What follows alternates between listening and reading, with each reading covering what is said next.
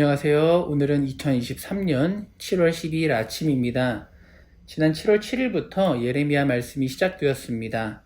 앞으로 8월 26일까지 약 2달에 걸쳐서 예레미야 1장에서 25장의 말씀을 묵상하게 됩니다. 일반적으로 예레미야서는 우리에게 그렇게 환영받는 책은 아닌 것 같습니다. 예레미야는 이스라엘의 가장 절망적인 시기에 하나님의 심판을 예언해야 했는데요. 심판에 대한 말씀을 읽다 보면 사는 것도 힘든데 이렇게 힘든 이야기 읽어야 하나 생각이 들 수가 있으니까요. 그럼에도 불구하고 저는 예레미야서가 꼭 필요한 말씀이라 생각합니다. 필요할 뿐 아니라 우리에게 오히려 위로와 용기를 줄 수 있는 말씀이라고 생각합니다. 왜냐하면 하나님이 우리에게 주시는 위로와 도움은 우리의 현실을 직시하는 것에서부터 시작되기 때문입니다. 하나님의 구원은 현실을 도피하는 방식으로 이루어지지 않습니다. 현실을 직시하고 그 현실을 넘어서서 이루어지는 구원입니다. 마치 예수님께서 십자가를 통과하여 부활에 이르셨던 것처럼 또 로마서 5장을 보면 환난에서 시작해서 인내와 연단을 통해 소망을 이루는 것처럼 말입니다. 예레미야 29장 11절 말씀입니다. 여호와의 말씀이니라 너희를 향한 나의 생각을 내가 아나니 평안이요 재앙이 아니니라. 너희에게 미래와 희망을 주는 것이니라. 아멘. 예레미야를 읽는 것이 어려울 때도 있겠지만 결국 하나님의 뜻은 미래와 희망을 향하고 있다는 것을 꼭 기억하시기 바랍니다. 눈물 흘릴 때가 있지만 그 현실의 벽을 넘어 하나님의 구원 역사를 바라볼 수 있는 우리 되기를 주님의 이름으로 축복합니다. 오늘은 함께 예레미야의 배경을 잠시 나누고 1장에 나타난 예레미야의 부르심과 사명을 중심으로 묵상하려 합니다. 예레미야가 선지자로 활동했던 시기는 남유다의 쇠락과 멸망의 시기였습니다. 예레미야는 요시야 왕 13년에 하나님의 부르심을 받았는데요. 이 시기는 고대 근동 지역의 격변기였습니다. 강력했던 아수르 제국이 쇠락하고 바벨론이 근동 지역의 패자로 부상하고 있는 시기였습니다. 이 시기를 통해 요시야는 종교개혁에 성공했고 이스라엘은 영적 부흥기를 잠시 맞이하였습니다. 하지만 갑작스런 요시야의 죽음 이후에 이스라엘은 급격하게 쇠락하고 이후에 부패하고 무능한 왕들로 인해 멸망의 길에 들어서게 됩니다. 이 과정이 요시야 13년인 주전 627년부터 약 40년에 걸쳐 진행되었고 결국 주전 586년에 예루살렘이 무너지면서 이스라엘은 포로가 되었습니다. 예레미야가 전해야 했던 메시지의 핵심은 나라가 망할 것이니 바벨론에 항복하라는 메시지였습니다. 하나님이 죄악된 유다를 심판하기로 작정하셨기 때문에 포로 생활을 피할 수 없다는 것이었죠. 예레미야는 얼마나 곤란했을까요? 예레미야 본인조차도 이 말씀을 받았을 때 이해하기 어려운 메시지였습니다. 그래서 예레미야는 하나님과도 갈등해야 했고 또 자신의 메시지여도 갈등해야 했고 자기 민족인 유대 백성들과도 갈등해야 했습니다. 그리고 나라의 운명을 생각하며 눈물이 마르지 않았기 때문에 눈물의 선지자라는 별명까지 얻었죠. 예레미야 9장 1절 말씀 어찌하면 내 머리는 물이 되고 내 눈은 눈물 근원이 될고 죽임을 당한 딸 내 백성을 위하여 주야로 울리로다. 예레미야는 이렇게 비극의 시대를 살았지만 그 속에서 백성들과 함께 눈물 흘리며 아파했습니다.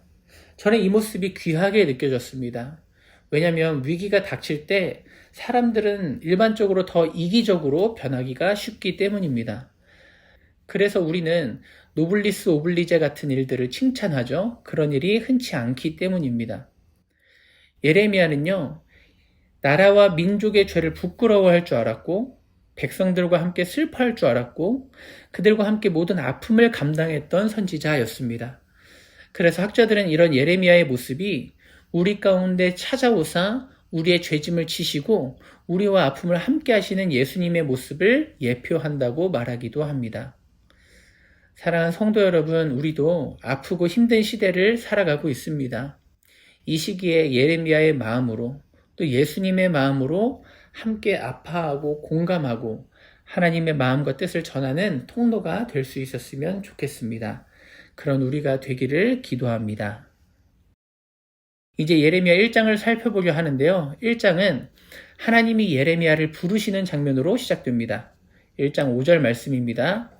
내가 너를 모태에 짓기 전에 너를 알았고 내가 배에서 나오기 전에 너를 성별하였고 너를 여러 나라의 선지자로 세웠노라 하시기로. 생각해보면 놀라운 말씀이에요. 하나님이 예레미야를 선지자로 세우시는 일이 그가 태어나기도 전에 이미 있었던 사건이었다는 것입니다. 이 말씀을 듣는 예레미야에게는 이 일이 현재적인 일입니다. 하지만 하나님에게 있어서는 이 일은 과거에 이미 확정된 일이었다는 것입니다. 아마 어떤 사람은 이 말씀을 불편하게 들을지 모르겠습니다. 예레미야의 동의도 없이 예레미야가 태어나기도 전에 인생을 계획하셨단 말이야? 하나님은 진짜 이기적이시다 생각할지도 모르겠습니다. 하지만 흥미로운 점은 성경을 보면 예레미야를 포함해서 부르심을 받는 많은 선지자들이 왜 나의 동의도 없이 제 인생에 이렇게 계획을 하셨습니까? 이렇게 묻지 않는다는 것이에요. 때로 이 사명을 두려워하기도 하고 부담을 가져도 왜 하나님 제 삶을 이렇게 작정하시고 계획하셨습니까? 이 질문은 안 한다는 말입니다. 왜일까요? 왜냐하면 그 모든 사람들은 하나님의 주권을 인정하는 하나님의 자녀들이었기 때문입니다. 하나님이 나의 인생을 계획하실 권한이 있으시다는 것을 그들은 알았기 때문이에요. 그리고 하나님은 그럴 권한이 있으실 뿐만 아니라 또한 선하신 분이시기 때문에 나를 부르시는 그 부르심이 나에게 가장 좋은 것이라고 모든 사람들은 고백하였기 때문입니다. 예레미야가 받은 사명은 굉장히 무거운 것이었어요. 그래서 예레미야는 놀랐습니다. 그 사명의 무게로 인해 슬퍼하였습니다. 그것은 사실입니다. 하지만 이 부르심에 응답하였습니다. 그리고 이 부르심으로 인해 수많은 고난과 어려움을 이겨내면서 그의 사명을 마칠 수 있었습니다. 부르신 하나님께서 이 사명을 다 이루게 하실 것임을 그는 알았기 때문입니다. 또 하나님께서 예레미야를 부르시면서 내가 너를 구원하겠다. 내가 너의 대적들 앞에서 너를 강하게 하겠다. 약속하셨기 때문입니다. 사랑하는 성도 여러분, 부르심은 우리의 삶이 실패하지 않는 하나님의 절대적인 계획 가운데 있다는 위로이자 소망이 됩니다. 하나님의 부르심과 계획은요, 우리의 어떠함에 따라서 좌우되는 일이 아닙니다. 우리가 잘한다고 해서, 우리가 못한다고 해서 더 나아지거나 더 못하게 되는 그런 일들이 아닙니다. 그렇기 때문에 우리는 절망 속에서도 부르심으로 인해 소망을 길어 올릴 수 있습니다. 우리는 절망 속에서도 부르심의 소망을 길어 올릴 수 있는 사람들이라는 것을 기억하시기 바랍니다. 에베소서 1장 4절 5절 곧 창세전에 그리스도 안에서 우리를 택하사 우리로 사랑 안에서 그 앞에 거룩하고 흠이 없게 하시려고 그 기쁘신 뜻대로 우리를 예정하사 예수 그리스도로 말미암아 자기의 아들들이 되게 하셨으니 아멘. 주님께서 부르시고 또 계획하셨기 때문에 주님께서는 나를 향하신 모든 뜻을 이루어 주실 것입니다. 주님께서 불러주신 은혜를 기억하고 부르신 대로 당신의 뜻을 이루어 가실 주님을 신뢰하고 의지하는 성도님 되시기를 주님의 이름으로 축복합니다. 이렇게 예레미야를 부르신 주님께서는요, 예레미야에게 사명을 주십니다. 1장 10절인데요. 보라, 내가 오늘 너를 여러 나라와 여러 왕국 위에 세워 내가 그것들을 뽑고 파괴하며 파멸하고 넘어뜨리며. 이 사명의 내용은요, 충격적이었습니다. 그것은 뽑고 파괴하고 파멸하고 넘어뜨리는 일이었습니다. 영어로 더 와닿아요. uproot, tear down, destroy 같은 단어로 영어 번역본은 번역하였습니다. 뿌리째로 뽑아 올리고 찢어 발기고 파괴해서 아무것도 남지 않도록 하는 것이 예레미야의 사명이었다는 것입니다. 실제로 이 사명의 내용처럼 예레미야는 이스라엘의 근본을 뒤흔들고 뿌리 뽑는 일을 했습니다. 대표적인 것이 이스라엘의 두 기둥이라고 할 수 있는 다윗 언약과 여호와의 성전이었습니다. 이 두 가지는 과거 이스라엘에게 허락되었던 하나님의 특별한 은혜를 상징하는 것이었습니다. 그런데 지금은 그것이 이스라엘의 삶을 더럽히고 타락시키는 원인이 되고 있었습니다. 이스라엘은 이렇게 생각했어요. 아무리 우리가 죄짓고 하나님을 거역했다고 해도 다윗 언약이 있기 때문에 우리는 망하지 않아. 우리가 죄를 짓고 잘못했다고 해도 하나님이 거하시는 성전이 있으니 우리는 절대로 망하지 않아. 이렇게 생각하면서 이스라엘은 하나님의 은혜를 죄 짓는 도구로 사용하고 있었기 때문입니다. 그래서 하나님은 성전마저도 스스로 무너뜨리기로 결심하셨습니다. 백성들을 죄짓게 하고 더럽히는 것이라면 그것이 무엇이든지 예외가 없다는 것을 보여주신 것입니다. 사랑하는 성도 여러분, 구약의 예루살렘 성전이 파괴되었다는 것은요, 하나님께서 백성들을 살리시고 거룩하게 하시기 위해 무너뜨리지 못할 것은 아무것도 없다는 뜻이라 생각합니다. 혹시 우리의 삶에도 무너져야 할 무엇인가가 남아있지는 않습니까? 하나님께서 자비하심으로 잠시 유예하고 계시기는 하지만 결국에는 무너뜨리고 없애버려야 할 무언가가 있지는 않습니까? 그렇다면 우리가 주저없이 그것을 뽑아버리고 무너뜨릴 수 있었으면 좋겠습니다. 우리가 끝까지 방치해 두었다가 하나님께서 직접 손을 대셔야 할 때가 온다면 그것은 더욱 아프고 힘든 일이 될 것이기 때문입니다. 아버지의 마음은요, 언제나 우리가 속히 돌이키는 것임을 기억하시기 바랍니다. 에스겔 33장 11절 나는 악인이 죽는 것을 기뻐하지 아니하고 악인이 그의 길에서 돌이켜 떠나 사는 것을 기뻐하노라. 이스라엘 족속아 돌이키고 돌이키라. 너희 악한 길에서 떠나라. 어찌 죽고자 하느냐 하셨다 하라. 아멘. 이렇게 하나님은 예레미야에게 무너뜨리는 사명을 주셨지만 이 사명의 끝은요, 건설하고 심는 것이었습니다. 1장 10절을 다시 한번 읽어드립니다. 보라 내가 오늘 너를 여러 나라와 여러 왕국 위에 세워 내가 그것들을 뽑고 파괴하며 파멸하고 넘어뜨리며 건설하고 심게 하였느니라. 아멘. 이 마지막에 건설하고 심게 하였느니라 하는 말씀은요, 처음에 뽑고 파괴하는 사역과 정반대가 되는 말씀입니다. 하나님께서 무너뜨리는 사명을 주신 것은 무너뜨리는 것 자체가 목적이 아니라 그것을 새롭게 하여 건설하고 심게 하는 것에 있다는 말씀입니다.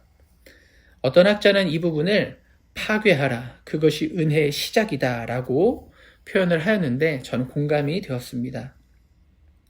하나님께서는 때로 무너뜨리시지만 또 우리 인생의 눈물 골짜기를 허락하시고 심판도 하시지만 그 심판을 넘어서 진정한 희망을 만드시는 분입니다. 하나님이 만들어 가실 재건과 회복을 본다면 우리는 심판의 과정마저도 백성을 향하신 하나님 사랑의 또 다른 모습이라는 것을 깨달을 수 있습니다. 여기서 우리가 한 가지 주목할 것은요, 하나님께서는 무너뜨리고 다시 세우실 때 이전과 똑같은 것을 세우시는 게 아니라 이전과 비교되지 않을 정도로 더 좋은 것을 세우신다는 것입니다. 많은 선지자들이 이스라엘의 더 나은 구속과 더 나은 회복을 예언하였습니다. 그래서 에스겔은요, 옛 언약과는 차원이 다른 새 언약을 말했고요. 이사야는 새롭게 창조될 새 하늘과 새 땅이 너무나도 좋아서 이전 것은 기억되거나 생각나지 않으리라 하고 말하였습니다. 사랑하는 성도 여러분, 하나님께서는요, 우리의 삶을 더 나은 것으로 세워가시는 분입니다.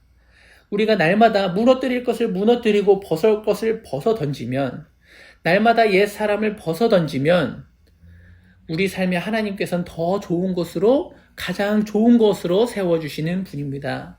그러니 사랑하는 성도 여러분, 무너뜨리는 것을 두려워하지 마시기 바랍니다. 새롭게 세우신 하나님을 기억하면서 이 예레미야의 말씀을, 그 관점을 가지고 읽어가셨으면 좋겠습니다. 오늘은 예레미야서의 개관을 살피고요, 1장에 나타난 예레미야의 부르심을 묵상했습니다. 예레미야는 눈물의 선지자였고 고난받는 하나님의 종이었습니다. 이스라엘은 영적으로 무감각해져서 부끄러움도 모르고 눈물을 흘릴지도 몰랐지만 그런 이스라엘을 대신해서 부끄러워하고 또 울어주었던 하나님의 사람이었습니다. 예레미야를 부르셨던 하나님께서요, 오늘날 우리들을 이 악하고 험한 세대 가운데 부르신 이유도 똑같은 것이라 생각합니다. 하나님의 마음으로 이 세대를 위해 함께 눈물 흘려라. 함께 아파하고 그들을 위로하라. 그것이 우리를 향하신 하나님의 뜻이라 생각합니다. 시편 126편 5절 눈물을 흘리며 씨를 뿌리는 자는 기쁨으로 거두리로다. 이 세상을 향하신 하나님의 눈물을 기억하며 그리고 우리의 눈물을 기억하시고 반드시 기쁨으로 거두게 하실 하나님의 신실함을 기억하며 살아가는 성도님 되시기를 주님의 이름으로 축복합니다.